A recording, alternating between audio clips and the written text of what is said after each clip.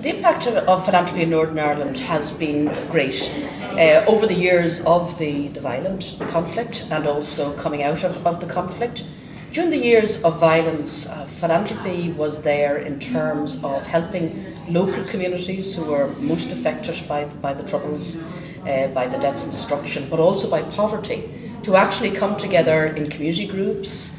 We had support for community education projects, which also brought people together across divided communities to look at shared issues. We also had quite a lot of support for the women's sector, because what we found was that actually women came together perhaps even more readily than men, and also came together across the sectarian divide more readily than men.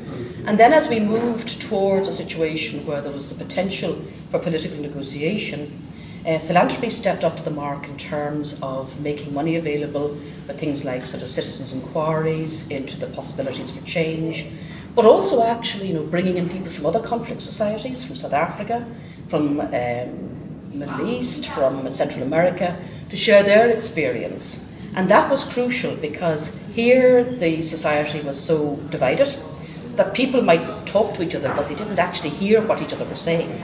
But if somebody from a different context came in, then they could hear what they were saying. So that was very important. And then on the other facet, we have segregated education, and there was a parents' movement to try and get integrated schools between Catholics and Protestants. And again, that was purely philanthropic support that actually sort of built that movement. So we have, since the ceasefires, had a lot of European Commission money, which has been very important for reconstruction. But actually what philanthropy brought was a flexibility. It wasn't bureaucratic, it wasn't fixated on auditing the last penny, the last cent.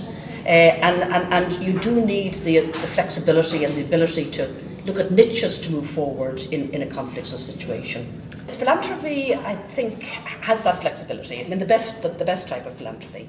And the philanthropy that we had in Northern Ireland was prepared to take risks. It wasn't always easy. Things didn't go according to plan. It was one step forward, two steps back. We had breakdowns of our ceasefires. We had paramilitary feuds. We still have major issues in terms of division. We have 88 peace lines, peace walls across Belfast. So there's a lot of issues. But philanthropy, in that situation, we found was patient and worked with us. And the other thing, it certainly brought flexibility and it brought money. But the other important thing was it actually also brought some very informed people. And people coming in, and most of the philanthropy that invested in Northern Ireland was British-based, with a bit mobilised from the Irish diaspora through the Ireland funds. But it actually brought in people that sat down and talked through issues and problems with local activists. And that was very valuable, because again, when you're in a conflict situation or in a very tense political situation, you tend to become obsessive, and it's very hard to see the wood for the trees. And to have the Stephen Pittams and Joseph Rowntree, or people from the Cadbury Foundation, or Anthony from the Nuffield Foundation, coming in and talking things through with a slight, the perspective of being slightly removed, is actually very healthy.